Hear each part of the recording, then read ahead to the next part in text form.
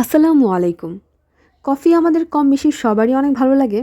এটা শুধু আমাদের দেশেই নয়, পুরো বিশ্বেই খুবই জনপ্রিয়। তবে নর্মাল কফির থেকে এরকম ফোমি ঝাঁকালা কফিগুলো আমাদের একটু বেশিই ভালো লাগে। কিন্তু অনেক সময় নিয়ে হাতে ফেটিয়ে এভাবে কফি বানানো খুবই কষ্টসাধ্য।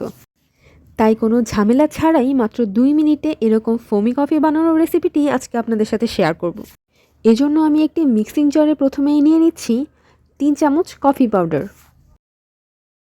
3 চামচ কফির জন্য সেম চামচের 6 চামচ চিনি দিয়ে দেব।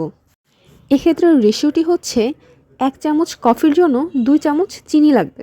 এই রেশিও অনুযায়ী বানালে কফি পারফেক্ট হবে। তবে আপনারা চাইলে আপনাদের পছন্দ মতো চিনির পরিমাণটা বাড়িয়ে বা কমিয়ে দিতে পারেন। এটা পালস মোডে ব্লেন্ড করে নিতে হবে, অর্থাৎ একটানা ব্লেন্ড না করে কয়েকবার অন অফ করে ব্লেন্ড করে নিতে হবে।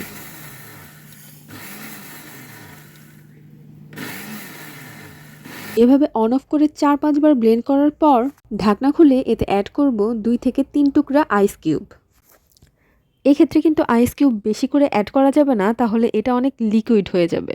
আইস অ্যাড করার পর ঢাকনা দিয়ে ঢেকে এটা আরও 1 মিনিটের মতো ব্লেন্ড করে নিতে হবে।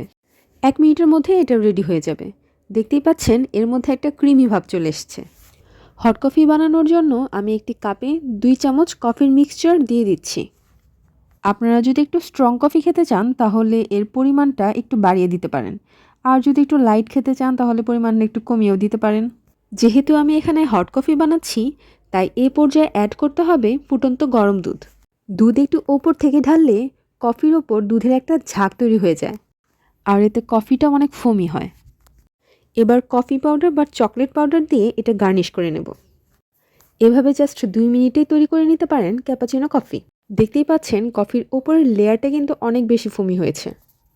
এই ফোমি ঝাঁকালা কফিটা আপনারা চাইলে একসাথে 10 থেকে 15 জন মানুষের জন্য তৈরি করতে পারবেন, তাও মাত্র 2 মিনিটে। তাই দেরি না করে আপনারা আজই এটা বাসায় ট্রাই করতে পারেন।